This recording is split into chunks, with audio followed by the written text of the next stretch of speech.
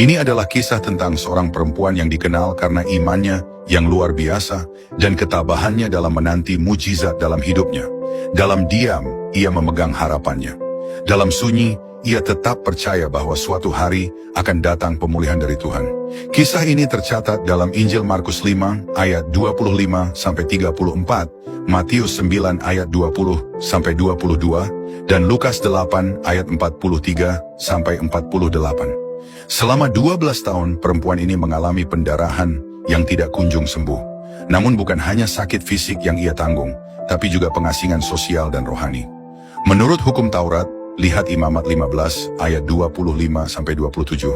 Perempuan yang mengalami pendarahan dianggap najis. Artinya, ia tidak boleh masuk ke dalam bait Allah, kemudian ia tidak boleh disentuh oleh orang lain, bahkan apapun yang disentuhnya dianggap najis. Selama 12 tahun, ia hidup dalam stigma, sunyi dan penolakan. Namun yang menarik adalah, meski ia terlarang hadir dalam kehidupan ibadah publik, ia tidak kehilangan pengenalannya akan Allah. Buktinya, ia tahu apa artinya menjamah ujung jubah seseorang yang kudus. Dalam Bilangan 15 ayat 37 hingga 41, Tuhan memerintahkan umatnya untuk mengenakan jumbai atau tzitzit di ujung jubah mereka sebagai pengingat akan hukum-hukumnya. Dalam tradisi Yahudi, ujung jubah ini memiliki makna, yaitu melambangkan otoritas Taurat, menandai kekudusan dan lambang perjanjian dengan Allah. Perempuan itu mungkin berpikir, aku memang tidak layak menyentuhnya langsung.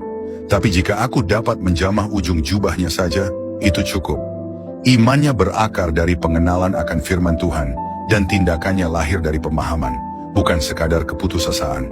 Dan melalui itu, ia disembuhkan. Menariknya, Alkitab tidak mencatat nama perempuan ini.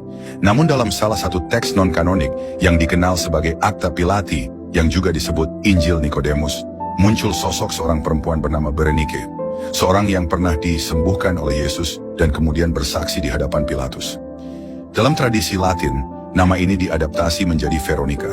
Nama Veronica sendiri sering dipahami berasal dari gabungan kata Latin vera, yang berarti kebenaran, dan icon berarti gambar. Sehingga secara harafiah Veronica dapat diartikan sebagai gambar yang benar.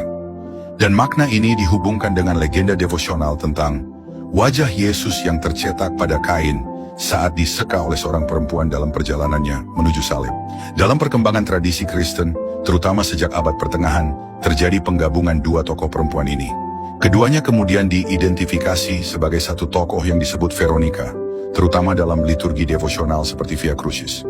Namun perlu ditegaskan, identifikasi ini tidak berasal dari Alkitab dan tidak dapat dianggap sebagai fakta historis yang pasti. Ini adalah bentuk tradisi devosional yang berkembang dalam sejarah gereja. Namun demikian, siapapun nama perempuan itu, tentunya tidaklah mengurangi kekuatan kisah ini.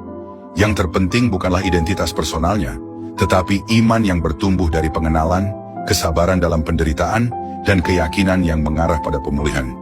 Ia menjadi gambaran bagi kita semua, bahwa pengharapan dalam Tuhan tidak akan pernah mengecewakan.